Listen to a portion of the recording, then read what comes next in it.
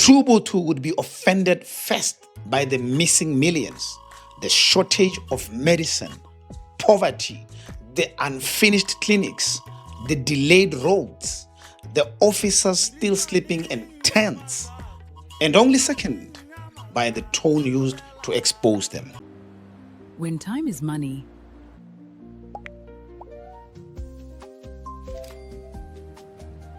This episode is brought to you by Cash Time Lenders. When time is money, we deliver both.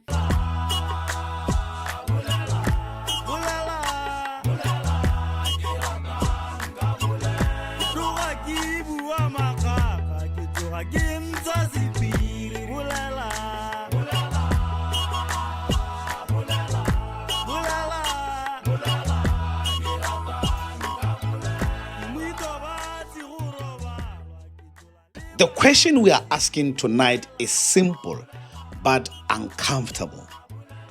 Are we policing words more than we police corruption? In recent weeks, clips from the Public Accounts Committee, PAC, have been circulating widely. Honorable Boniface Mabeo, Member of Parliament for Gamalete constituency, has been in the spotlight yet again. His tone has been very sharp. His questions have been direct. At times, the language has been a bit strong, the kind that makes some people clutch their pearls while others cheer. People are saying the foul language is preventing accountability, that members of parliament must show botu, that parliament is becoming undignified and slowly drifting away from its decorum. But is that the real problem? Or is the outrage over language a convenient shield that allows real issues like missing money, shortage of medication, unfinished projects, unexplained appointments, unanswered questions to walk free on bail? Tonight, we dive deeper. We look at the weights that members of parliament have used in the past and in recent times.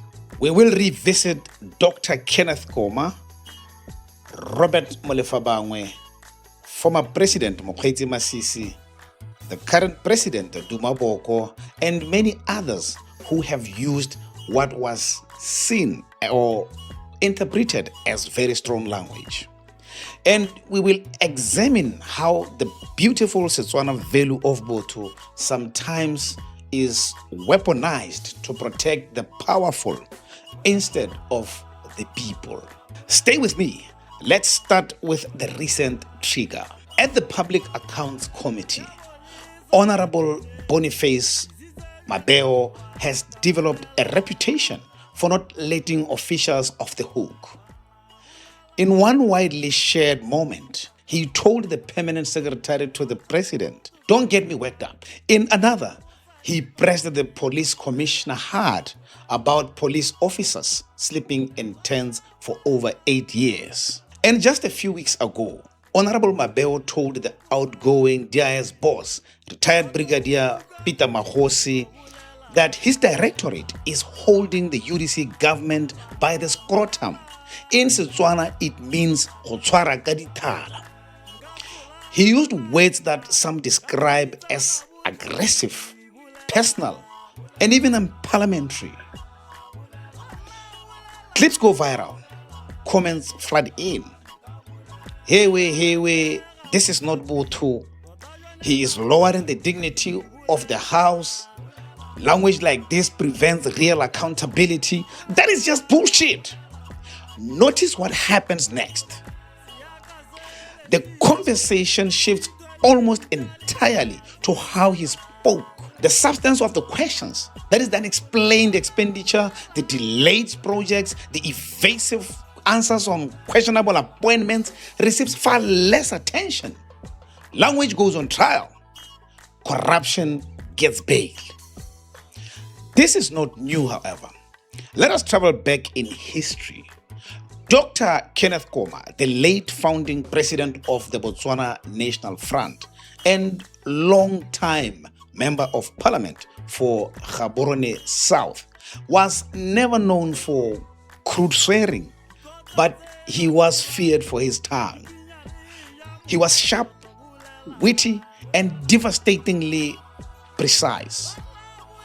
In one famous parliamentary moment, Dr. Kenneth Koma said in Setswana, "Bakauli, kanye bata banna ba miditse ditaba." Koma used this expression to emphasize that political struggles and national issues demand seasoned and disciplined leaders rather than opportunists. Koma's style was not foul. He used humor and historical memory as weapons. Yet even then, some accused him of lacking respect. The pattern is old.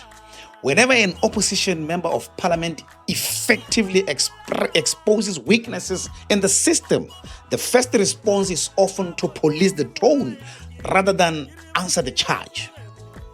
Then there was Robert Molefa-Bangwe, the former member of parliament for Gaborone West South, a man who's said to be speaking more than 20 languages and occasionally dropped some Latin into the parliamentary debates. Molefa-Bangwe once said, "Kim dus vult pedere de menta prius," meaning whom God wishes to destroy, he first drives mad.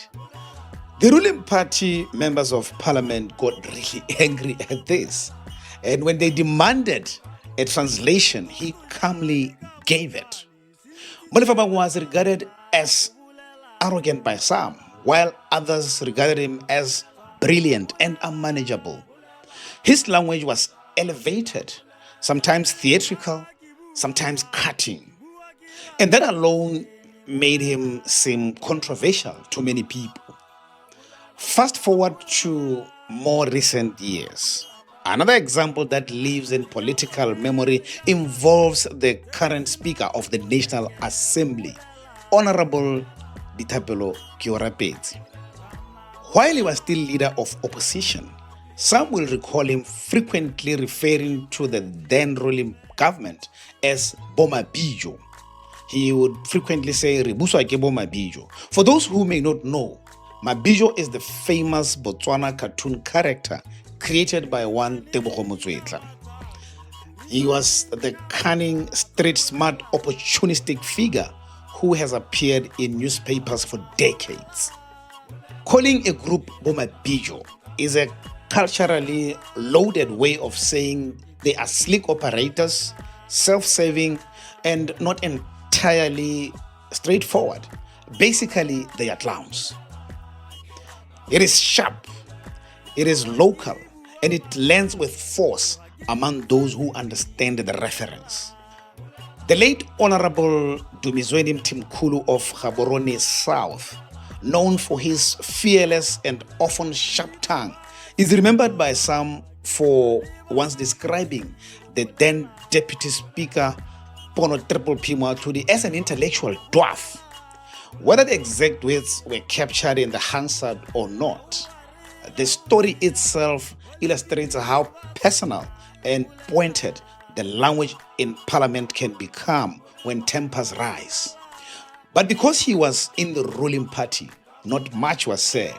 He literally got away with it. Whether one agrees with the characterization or not, it is another illustration of how members of parliament have long used strong idiomatic language when they feel the stakes are high. The question remains the same. Does the focus on words distract us from the substance of what is being challenged? We have also heard strong language from the highest offices in the land. Former President Seiki Tulimela Masire, Festus Mogae, General Ian Khama, and the most recent past president, Mokgweetsi Masisi, have all at different times used sharp, even crude Setswana expressions in public. Masisi once referred to an opponent with the deeply offensive phrase, "O goditse yo motsetseng." This is language reserved for animals, quite frankly, not elders, especially in the House of Parliament.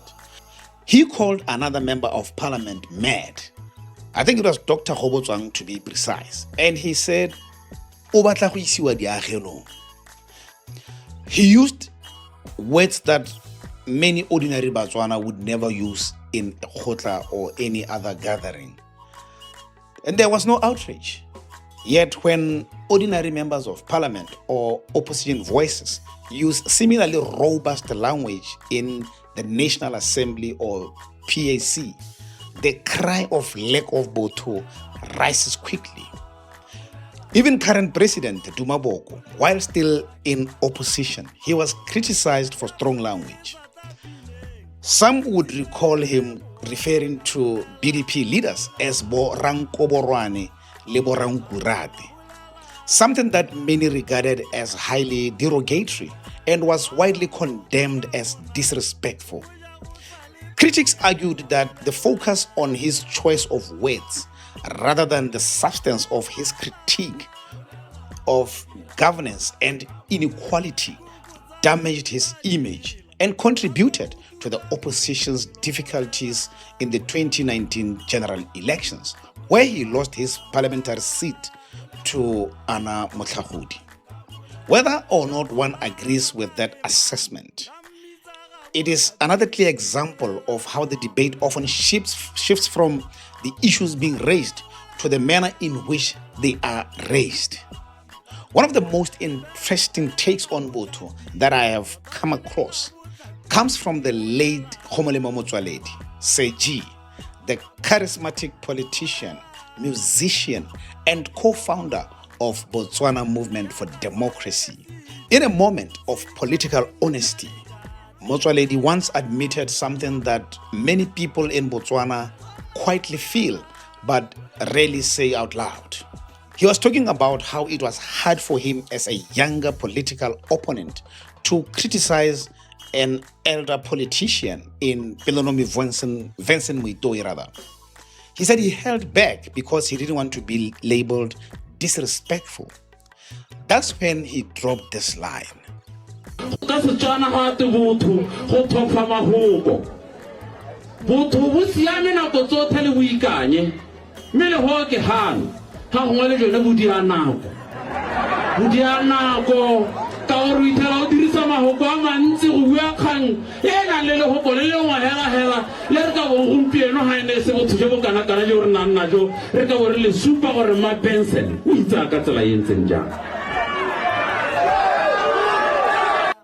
This brings us to the heart of the matter, Botho.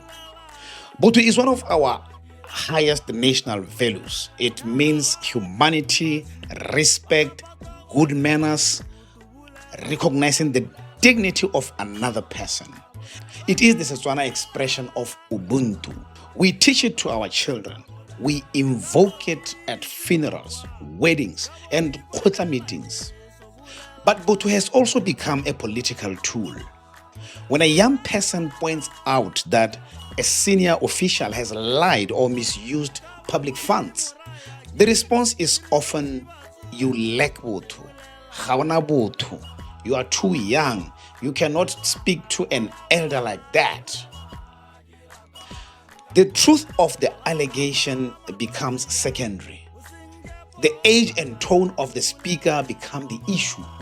We saw this clearly in past years when critics of senior politicians were told they were being disrespectful simply for stating facts about marital status, public spending, or alleged corruption. The shield of Botho was raised not to protect dignity, but to protect power. In Parliament, the same dynamic plays out. Standing orders forbid unparliamentary language. That is reasonable. No democracy can function if every debate descends into personal abuse. But there's a difference between demanding basic decorum and using the demand for Botho to shut down uncomfortable questions. When the focus becomes, did he swear? Instead of, did the money disappear? Botho is no longer serving the people, it is serving the powerful. Let us be honest, strong language can be counterproductive. It can alienate moderate listeners. It can give the accused an easy escape route.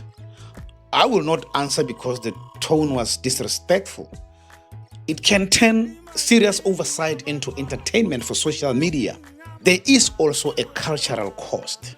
If every heated exchange is filled with insults, we risk teaching the next generation that shouting is the only way to be heard. Live broadcasts of parliament mean children are watching. That responsibility is real. But the opposite danger is greater. If we create a culture where only soft, carefully measured language is acceptable, they only need to remain polite while they evade. They learn that as long as they do not raise their voices, the questions will eventually disappear. Accountability is not always polite. Anger at wasted public money is not a character flaw. When police officers sleep in tents for years, when projects stall while money vanishes, when answers are deliberately vague, some passion is not only understandable, it is necessary. The real test is not whether the language is perfect. The real test is whether the questions produce answers and whether those answers produce consequences. Look at the pattern across decades. Dr. Kenneth Koma used intellect and wit. Molefa Bangwe used erudition and boldness. Later MPs used blunt accusations of theft. Today, Honorable Mabeo uses direct, sometimes heated confrontation at the PAC. In each era, the response from those under scrutiny has included an appeal to manners, respect, and both. And in each era, the underlying issues of accountability have remained stubbornly unresolved for long periods of time. So the question returns, are we more offended by the words than by the waste? Botswana, Botho must remain. Respect matters. Dignity of the house matters. But Botho, that only applies downwards. That demands soft language from the questioner while the powerful remain unaccountable is not Botho. It is protection. True Botho would demand that those who handle public money answer clearly, completely, and without delay. True Botho would be offended first by the missing millions, the shortage of medicine, poverty, the unfinished clinics, the delayed roads, the officers still sleeping in tents, and only second by the tone used to expose them. Language can be put on trial. That is easy. It generates clips, comments, and moral lectures. Corruption on bail is harder. It requires persistence, evidence, institutional courage, and a public that refuses to be distracted by the volume of the voice asking the questions. So where do we go from here? We can demand better language from our representatives. That is fair enough. But we must demand even more strongly that the substance of accountability is never sacrificed for the altar of politeness. The next time a clip of strong language from Parliament or PAC goes viral, pause before you join the chorus condemning the words. Ask first, what was the question? Was it answered? Has anyone been held accountable or responsible? Because if we continue to put language on trial while corruption walks free, we will have perfect manners in a broken system. That is not Botho. That is surrender. Until we talk frankly again next time, when we intimately look at the president's performance, do you think he can rescue the economy? Let's check on that in 2 weeks' time. Cheers.